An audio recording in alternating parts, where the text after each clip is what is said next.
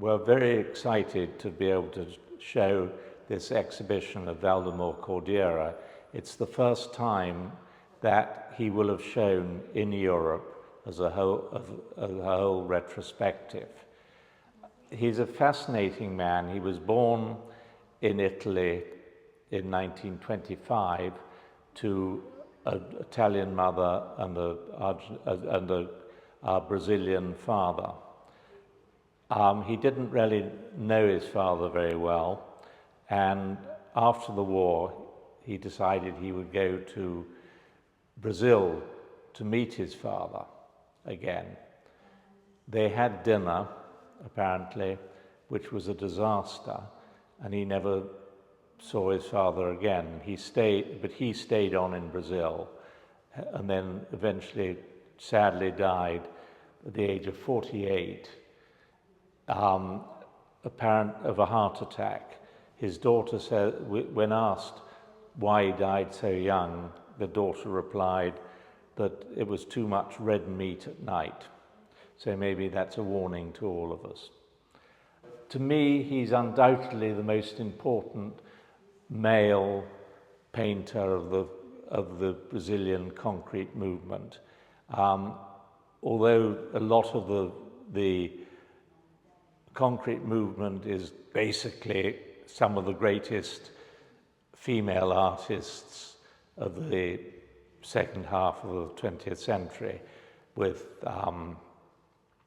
Lydia Pape, Lydia Clark, Mira Schendel, amongst others, Gago. So this is really an exciting chance for people to see his work. In 1952, he starts as a concrete artist. Apart from just being an ordinary artist, he does a lot of garden design. He's very politically activated, very left-wing. But the initial concrete art is just the best of the concrete art.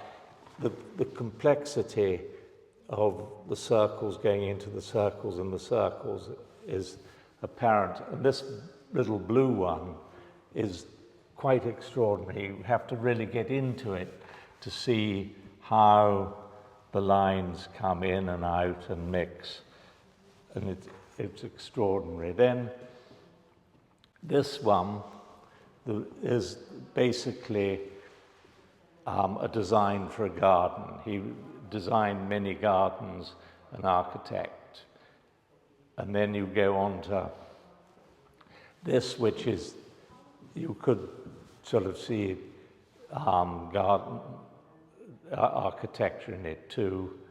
This little one, which is actually the earliest thing from 48, 49. So you can see where he's coming from and going to. So this wall is really has the whole story of his involvement in concrete. Anna Livia, the daughter, says this is probably in many ways the most concrete work, because he painted this with a weed killer spray, you know, a thing you put on your back and then spray. So he's given up the brush and the pencil and all the exactitude and gone into the most sort of non-art. It almost is sort of the same idea as a zero, which basically is the same date as the thing. So the interesting thing is that the Brazilian concrete is undoubtedly the most interesting bit of international art coming out of Brazil.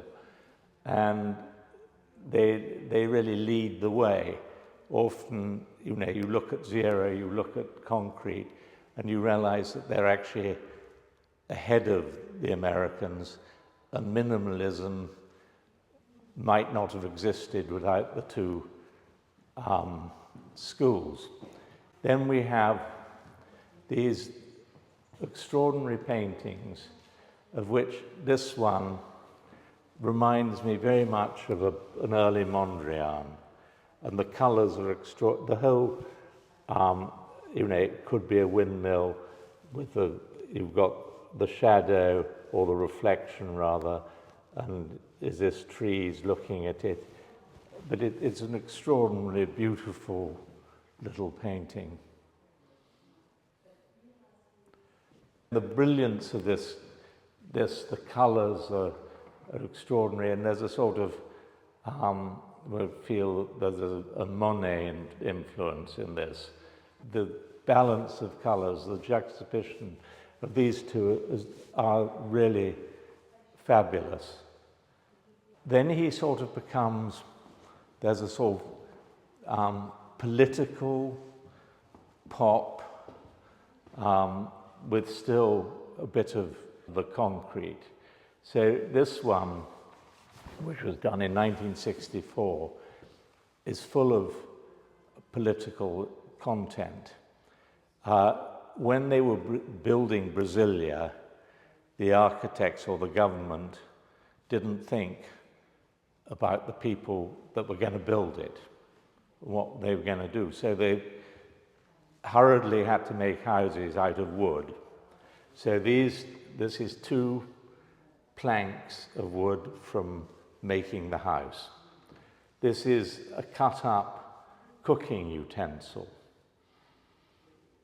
This is a shower top. So this is the basic bathroom. This is a shower top and bits of mirror in a bathroom. This is a cut-up bit of a Ford truck that was Ford trucks were used in the building. You then have here a cut-up which still reverts to the concrete, and there's a photograph of the then president cut up, the whole thing. So it's a sort of very angry work. Then is this blood, is this? This is a bicycle wheel or a bit of it. So, it's really anger about how they've left the government and the developers forgot about the ordinary man who was making it possible. Then he went into computer work. So he was literally one of the very first, along with sort of Vera Molnar and Robert Mallory, who we did do a show a few years ago with both Mallory representing the United States, him representing South America, and Vera Molnar representing Europe. This one here, which is called Not BB, is actually using a photograph of the girl in the Vietnam War.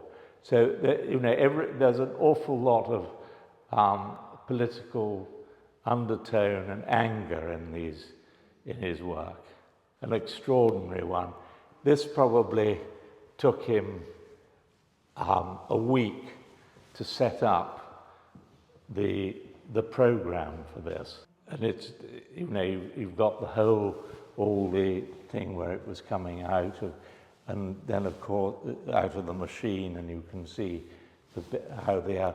And basically, they could only work at night because they were almost always universities that had these huge computers, which is probably the size of this room. People forget how complex and difficult it was. Now people can do it on their iPhone virtually. But this one is, it's using different letters of the alphabet carefully. And if you make one wrong, you've got to start all over again. But it's technically extraordinary. These two that are much simpler, but that is about as exciting and as complex a computer work as you can imagine, and that's in 1971. It would have been fascinating to have seen where he would have developed from here, because he really is somebody who encompasses the concrete art and then involving design, going into moving, and then these sort of political pop works, and then onto the computer. So he really, I think anybody who comes can get an idea of how immensely important he was, and hopefully European museums will finally get the point and acquire works, because everybody should have one.